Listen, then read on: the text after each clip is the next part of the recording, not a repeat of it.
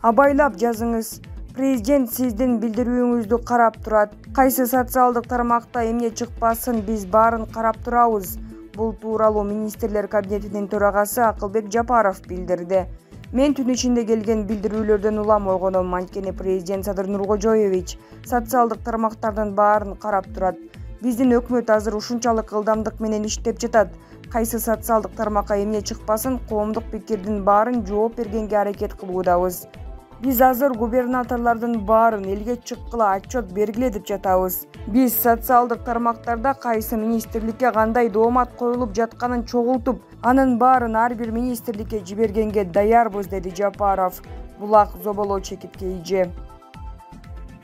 Өзбекстандын президенти Шавкат Мирзиёев мамлекет башчы Садыр Жапаров менен телефон аркылуу сүйлөшүп, Кумтөрдүн макамы боюнча Сентара менен сүйлөшүүлөрдүн ийгиликтүү аякташы менен тийиштүү келишимге кол коюлушу менен куттуктады. Бул тууралуу Кыргыз Республикасынын президентинин маалымат кызматы билдирди.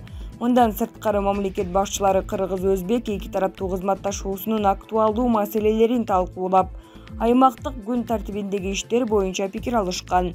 Жапаров Баткен облусуна 2 орто мектеп куруу, ошондой эле Бабур атындагы Ош мамлекеттик академиялык өзбек музыкалык драма театрын реконструкциялоо маселесин чечкени үчүн өзбек тарапка ыраазычылыгын билдирген.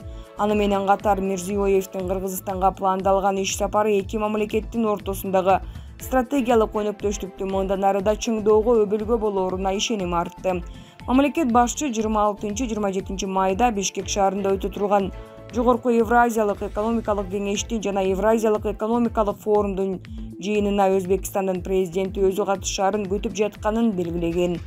Сүйлөшүүнүн соңунда мамлекет башчылары ыйык Рамазан айынын башталышына байланыштуу бири-бирин куттукташты. Булак Спутник чекиткейи. Краматорск вокзалындагы чабуулдан өлгөндөрдүн саны 50-гө жетти. Украинанын Краматорск шаарындагы темир жол вокзалын бутага алган ракета чабуулунан каза тапкандардын саны 50 кишиге жетти. Алардын арасында 5 бала бар экенин 8 апрелде Донецк облусундагы аймактык аскердик администрациянын башчысы Павел Кириленко билдирди. Ал Орусиянын бул чабуулунун курмандыктарынын саны дагы өсүшү мүмкүндүгүн, жаракат алган жүздөй адамдын арасында 16 өспүрүм бар экенин телеграмга жазды.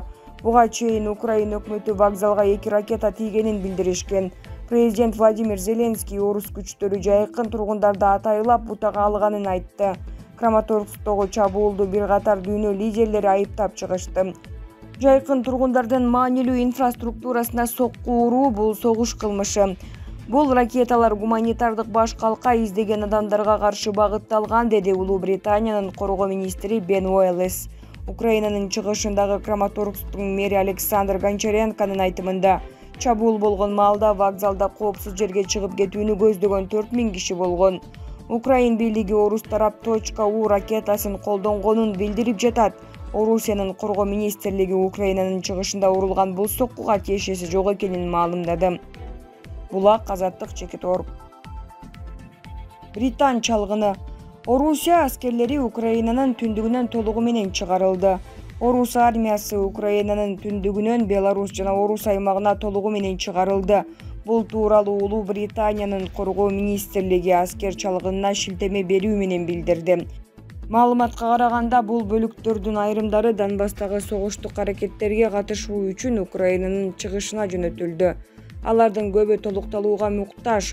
Түндүктөн кандай гана жапырт кайра жайгаштыруу болбосун, бул кеминде 2 аптаны алат деп айтылган билдирүүдө. Британия коргоо министрлиги Украинанын чыгышында жана түштүгүндө шаарларды аткылоо уланып жатканын, орус аскерлери Изюм шаарынан да алыска жылып баратканын кабарлады. Украинанын түндүк чыгышындагы Сума облусу орус аскерлеринен бошотулду.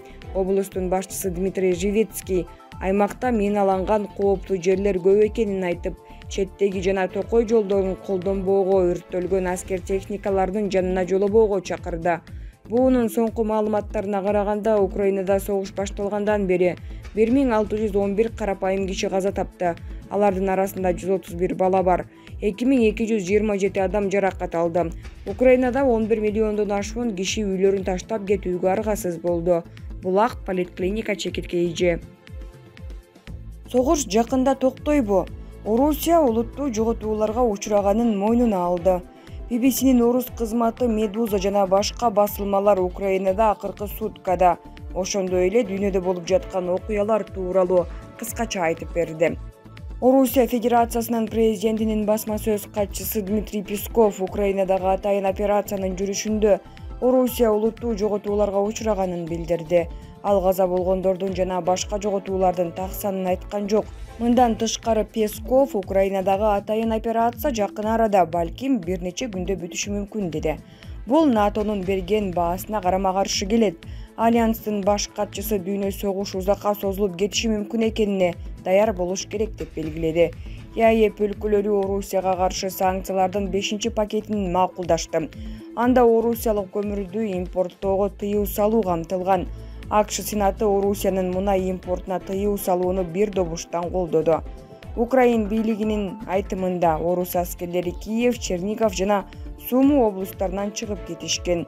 Бучада орус аскерлери шаарга жайгашып турганда карапайым тургундар набыт болгонун далилдеген жаңы видео пайда болду. Буунун башкы ассамблеясы Орусиянын адам укуктары боюнча кеңешке катышуусун убактылуу токтотту. Орусия кеңештен эрте чыгып кетти.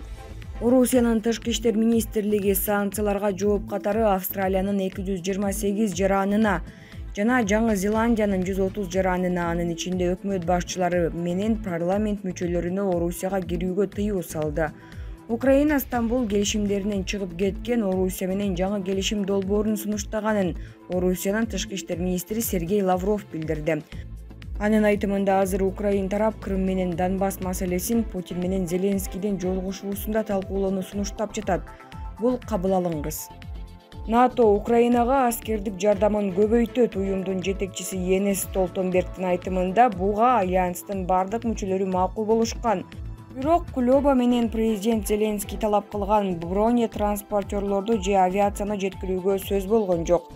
Ошончолой кетсек, Евро биримдик менен Канада Украинага кошумча аскердик жардам көрсөтүүнү жарыялашкан. Тиешелүүлүгүнө жараша $550 миллион жана $400 миллион.